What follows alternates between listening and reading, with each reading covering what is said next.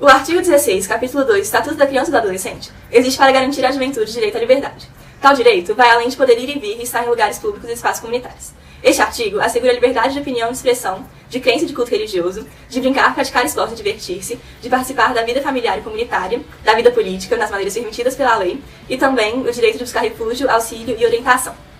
Porém, quando se trata do cumprimento de tal direito, as coisas não parecem ser tão preto no branco. A liberdade, quando em excesso, culmina em abandono, uma vez que essa deve ser orientada pelos responsáveis legais.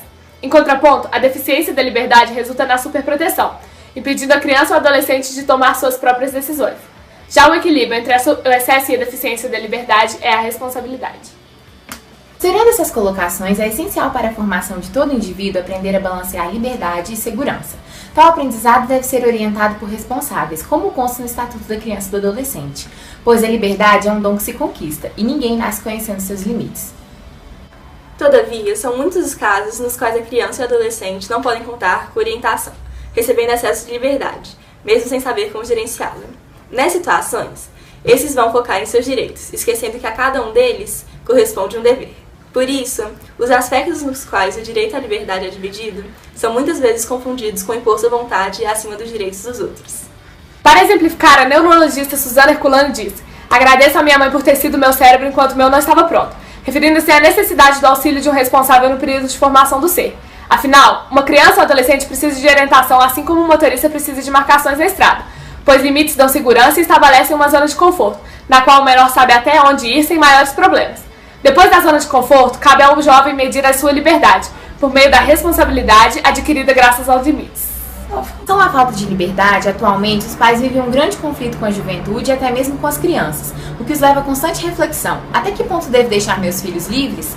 É fato que por diversos fatores é difícil permitir a liberdade de crianças e adolescentes com a quantidade de insegurança que o mundo contemporâneo proporciona. O número de homicídios de jovens, por exemplo, cresceu 346% entre 1980 e 2010, segundo pesquisa realizada pelo Centro Brasileiro de Estudos Latino-Americanos. Em meio a tanta violência, os pais perguntam-se a todo momento: será mesmo que devo deixar meu filho ir a essa festa? Será que não é perigoso? Será que aquele amigo é uma boa companhia? É natural que tais questionamentos aconteçam, porém, para tudo é preciso limite, e eles não são uma exceção. Os pais, por quererem o bem de seus filhos, muitas vezes tendem a superprotegê-los. Contudo, isso causa enormes e muitas vezes irreversíveis males às crianças e adolescentes. É preciso que, na infância e na juventude, as pessoas aprendam a tomar suas próprias decisões, ter autonomia, vivenciar momentos de conflitos, enfrentar adversidades e conviver com diferentes tipos de pessoas e suas opiniões. E para que isso aconteça, é necessário que os pais desenvolvam condições satisfatórias, permitindo que seus filhos frequentem espaços públicos e se relacionem com pessoas dentro e fora do âmbito familiar. Caso contrário, criarão uma geração despreparada para a existência, que vive dentro de uma bolha, protegida da realidade. Sob essa perspectiva, podemos analisar inúmeros casos em que a superproteção cria graves problemas na vida de crianças e adolescentes.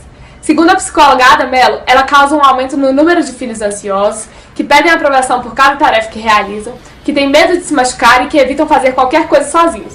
Estudos revelam que a falta de brincadeiras ao ar livre, sem interferência de adultos, pode prejudicar o bom desenvolvimento nas faculdades cognitivas. E ainda de acordo com uma pesquisa realizada pela Universidade de Warwick, na Inglaterra, filhos de pais superprotetores são alvos mais fáceis de bullying, já que têm dificuldades no desenvolvimento da autonomia e autoafirmação. Tirando os excessos e deficiências, obtemos o consenso, a mediania da liberdade, que é a responsabilidade. Tal responsabilidade não se restringe somente aos tutores. Cabe às crianças e aos adolescentes a consciência de respeitar os limites que cercam sua segurança e saúde física e mental.